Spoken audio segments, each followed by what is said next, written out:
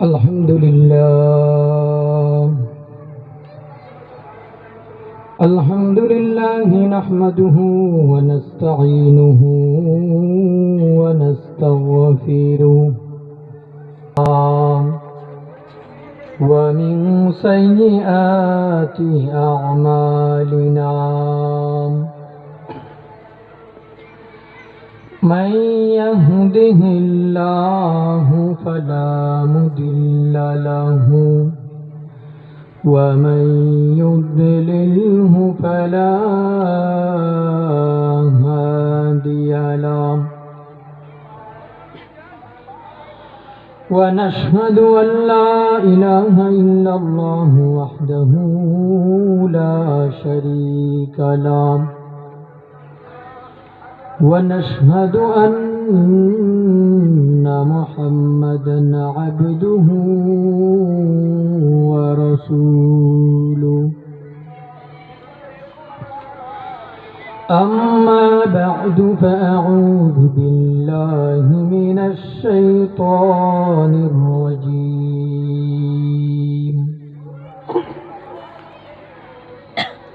بسم الله الرحمن الرحيم.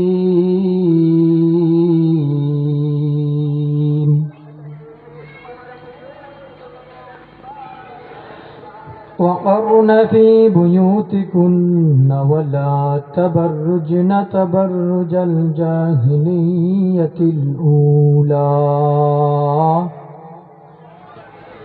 وأقمنا الصلاة وآتينا الزكاة وأطعنا الله ورسوله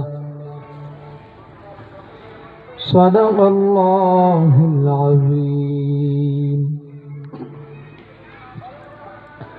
हकीकत से तू दुनिया की खबर है, दुनिया की नमायश पर नजर है.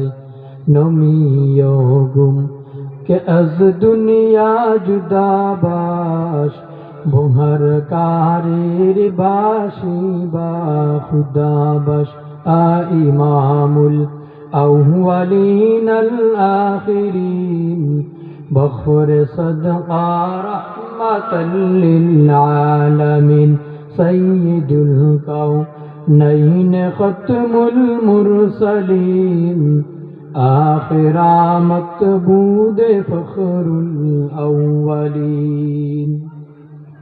आमन्तु बिल्लाह सदक़ल्लाहुल अलीयुल अज़ीम व सदक़ रसूलुहुन नबियुल करीम व नहनु अला ज़ालिका मिनश शाहिदीन वश्शाकिरीन वल्हम्दुलिल्लाहि रब्बिल आलमीन.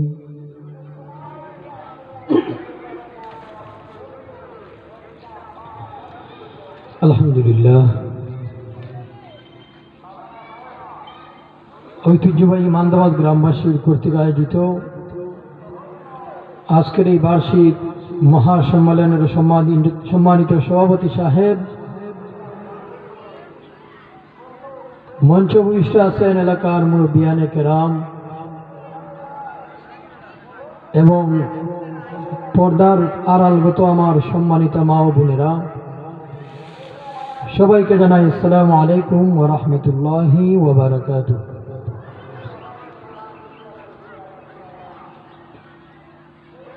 আজকের এই মহা সম্মেলনের আমার আলোচ্য বিষয় হলো নারীদের পর্দা সম্পর্কে. এই বিষয়টি অত্যন্ত গুরুত্বপূর্ণ, কিন্তু আমি এই বিষয়ের উপর সাজিয়ে গুজিয়ে বয়ান দেওয়ার মতো এখনো সেই জ্ঞান অর্জন করতে পারিনি. তারপরে যদি আল্লাহ রব্বুল আলামিন আমাকে দুই একটা কথা বলার তৌফিক দান করেন, তাহলে বলবো ওয়া মা তাওফীকি ইল্লা বিল্লাহ.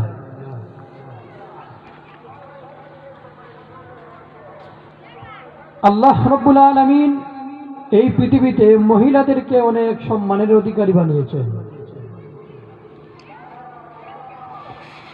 কিন্তু মহিলারা তা বুঝতে চায় না। যেমনইভাবে একটি ছোট্ট চড়া পাখি, এই ছোট্ট একটি চড়া পাখি আমাদের বাংলাদেশের জাতীয় পাখি, যদি এই পাখি তা জানতো তাহলে সে নোংরা জায়গার মধ্যে বসবাস করত না।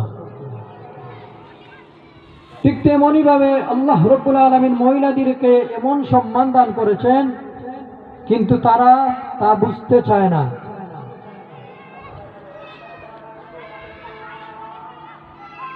সমাজ মহিলাদেরকে সম্মান দিয়েছে, আল্লাহর কুরআনও মহিলাদেরকে সম্মান দিয়েছে।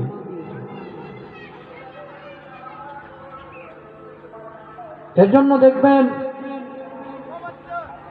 অনেক স্কুল মাদ্রাসার দেয়ালের মধ্যে লেখা থাকে যে আপনি আমাকে একজন শিক্ষিত মা দাও আর আমি আপনাকে একটি শিক্ষিত সমাজ দেব।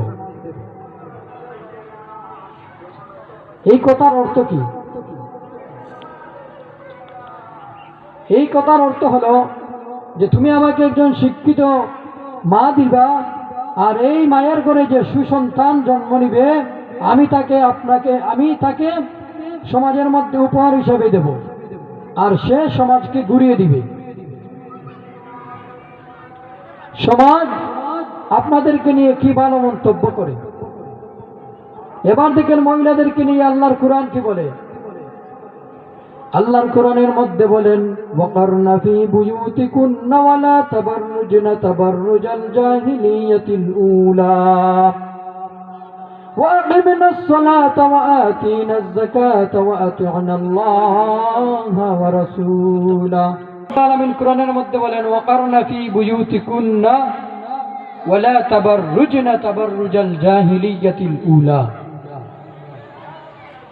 আল্লাহ মহিলাদেরকে বলেছেন তোমরা ঘরের মধ্যে বসবাস করো, কিন্তু বর্তমান যুগের মহিলারা যেন তারা আল্লাহ তাআলার সাথে অবাধ্যতা করে, তারা যেন বলে না আমরা ঘরে প্রবেশ করব না। আল্লাহ কোরআনের মধ্যে বলেন, ওয়ালা তাবাররুজনা তাবাররুজাল জাহিলিয়াতিল উলা। জাহিলিয়াতের যুগের মহিলাদের মতো নিজেদেরকে সাজিয়ে গুজিয়ে নিজেদেরকে প্রদর্শিত করে তোমরা বের হয় না।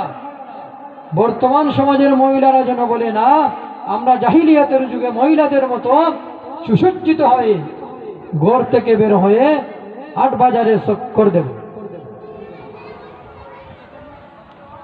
আল্লাহ কোরআনের মধ্যে বলেন বসবাস করে ঘরের মধ্যে বসবাস করে কি করবে, তাও আল্লাহ শিখিয়ে দিয়েছেন, জানিয়ে দিয়েছেন। আল্লাহ বলেন, ওয়াকিমনাস সালাত ওয়া আতিনাজ যাকাত ওয়া আতি'নাল্লাহা ওয়া রাসূলা। আল্লাহ বলেন ঘরের মধ্যে প্রবেশ করে ঘরের মধ্যে অবস্থান করে তোমরা সময় মতো নামাজ আদায় করো এবং সময় মতো যাকাত যদি ফরজ হয় তাহলে যাকাত আদায় করো। আর কি করব? ওয়া আতি'নাল্লাহা ওয়া রাসূলা, এবং আল্লাহ ও তার রাসূলের অনুগত্য করবে।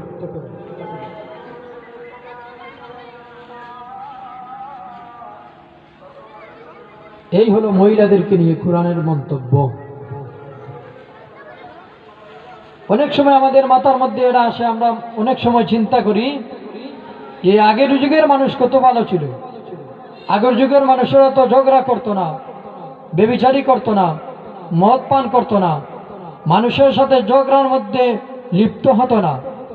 কিন্তু বর্তমানে এমন একটি যুগ আসলো, হাটেও ঝগড়া, বাজারেও ঝগড়া, ঘরের মধ্যেও ঝগড়া, বাড়ির মধ্যে ঝগড়া, গ্রামের মধ্যে ঝগড়া, দেশের মধ্যে ঝগড়া, সংসদে ঝগড়া, প্রত্যেকটি জায়গার মধ্যে আর ঝগড়া।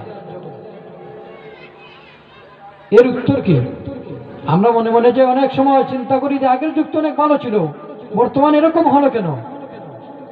এর উত্তর হলো একটি, যে আগের যুগের মহিলারা পর্দাশীল ছিলেন।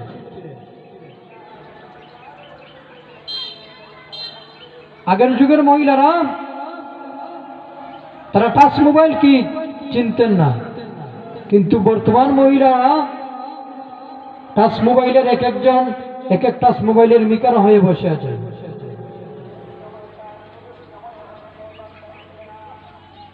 একজন মহিলা ঠিক তো পুরা সমাজ ঠিক, একজন মহিলা ঠিক তো একটি গ্রাম ঠিক।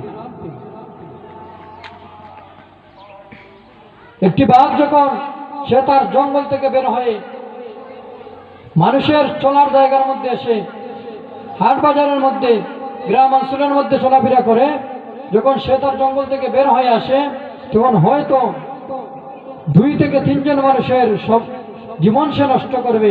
2 থেকে 3 জন মানুষকে সেই বাঘে ধরে সে তাদের জীবনকে ধ্বংস করে দিবে। কিন্তু যখন একজন মহিলা তার নিজ অন্তর্মহল থেকে বের হয়ে পুরুষদের সাথে চলাফেরা করতে থাকে, তখন শুধুমাত্র একজন নয়, 2 জন নয়, শত শত পুরুষের জীবন নষ্ট করার জন্য একজন মহিলাই যথেষ্ট।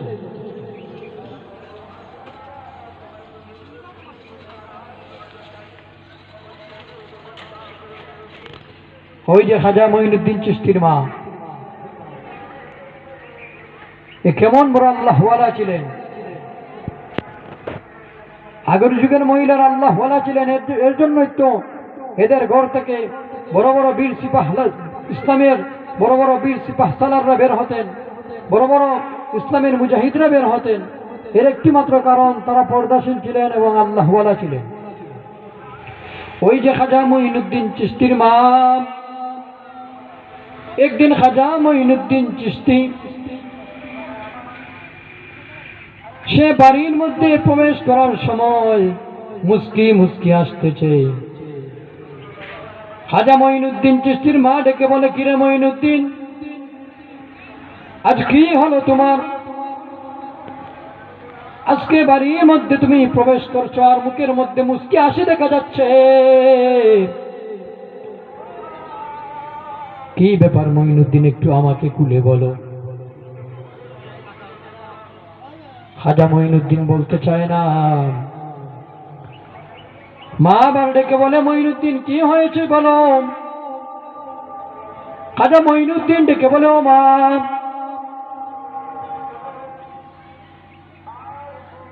আজকে আসার কারণ হলো, আজকে আমার মুখের মধ্যে মুস্কি হাসির কারণ হলো, আজকে যখন একটি মাহফিলের মধ্যে গেলাম, তখন আমার চেহারা দেখে 96,000 কাফির কালেমা পড়ে মুসলমান হয়ে গেছে।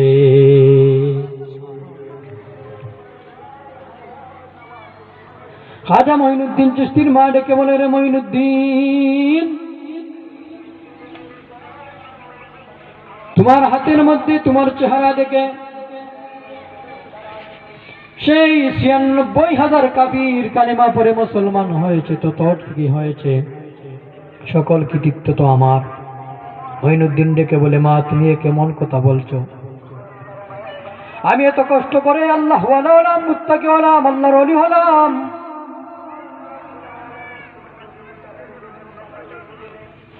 আমি কত কষ্ট করে মাদ্রাসার মধ্যে পড়ে বড় আলিম হয়ে এই যুগের মধ্যে বড় প্রসিদ্ধতা লাভ করলাম। আজ যখন আমি মাহফিলের মধ্যে গেলাম, আমার চেহারা দেখে 96,000 কাফির কালেমা পড়ে মুসলমান হয়ে গেছে, এ তো আমার বড় কৃতিত্ব। মা, তোমার কি কৃতিত্ব? তুমি কেমন কথা বলছো? মা ডেকে বলে, রে মঈনুদ্দিন, তুমি মার দোয়া ছাড়া তুমি আল্লাহর ওলি হতে পারো না, তুমি মার দোয়া ছাড়া মুত্তাকি হতে পারো না, পরহেজগার হতে পারো না, বড় আলিম হতে পারো না।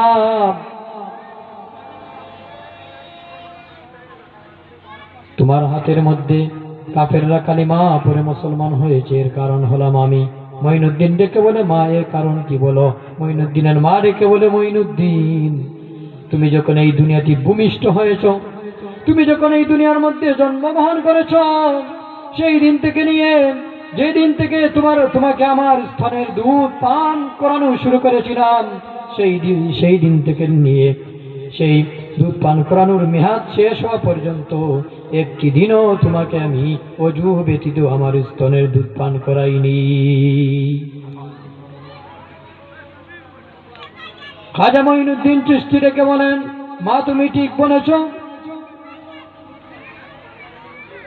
আমার ছোটবেলায় যদি তুমি আমাকে এরকম দেখে শুনে আমাকে যদি এরকম পর্যন্ত না তুলতে, হয়তো আমি আজ বড় হয়ে আলিম হতে পারতাম না, হয়তো আমি আজ বড় হয়ে আল্লাহওয়ালা মুত্তাকি হতে পারতাম না, সবই তোমার কারণ।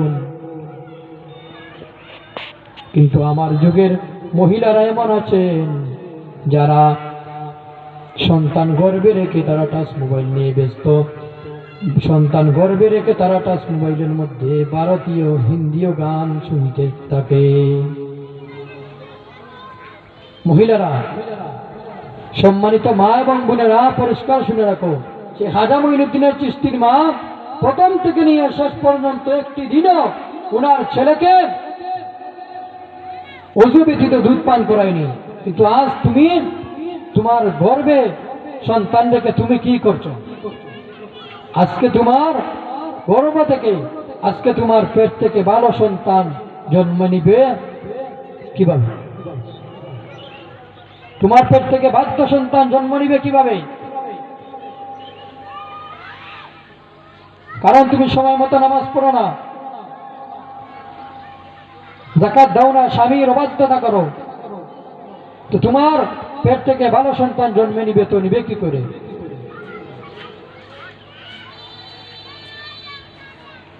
আগের যুগের মহিলারা দিনের জন্য কি কষ্ট করেছেন, আর তুমি তো সময় মতো নামাজও পড়তে পারো না, নামাজ তো ছিলই না। তুমি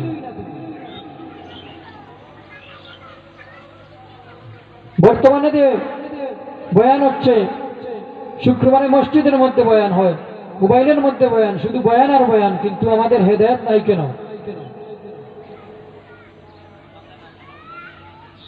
এর একটি মাত্র কারণ হলো আমরা আমলকে ছেড়ে ইলমের দিকে শুধু দৌড়াই, শুধু শুনতে চাই, ওয়াজ শুনি। এটা আমরা অভ্যস্ত হয়ে গেছি ওয়াজ শুনতে শুনতে, কিন্তু সেই ওয়াজ অনুযায়ী আমল করতে আমরা রাজি হই না।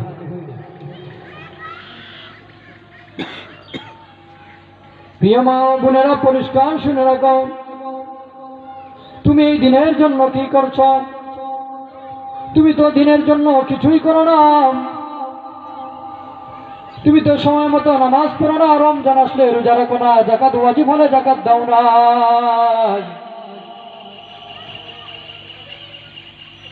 কিন্তু ওই ফেরাউন, এই পৃথিবীর মধ্যে অনেক বাদশা ছিল, ফেরাউন একজন বাদশা ছিল। এমন কোন মানুষ নাই হয়তো সেই ফেরাউনের নাম না শুনেছে। ফেরাউনের ঘরের মধ্যে একজন বাদী বসবাস করত। ফেরাউনের ঘরের মধ্যে একজন বাদী বসবাস করে, সে তার ঘরের মধ্যে কাজ করত, আর মাঝ শেষে ফেরাউন তাকে কিছু টাকা দিত, তাকে কিছু পারিশ্রমিক দান করত। আর ওই মহিলা ফেরাউনের ওই মাসিক বেতন দিয়ে তার 5টি পুত্র সন্তান ছিল, এদেরকে লালন পালন করত।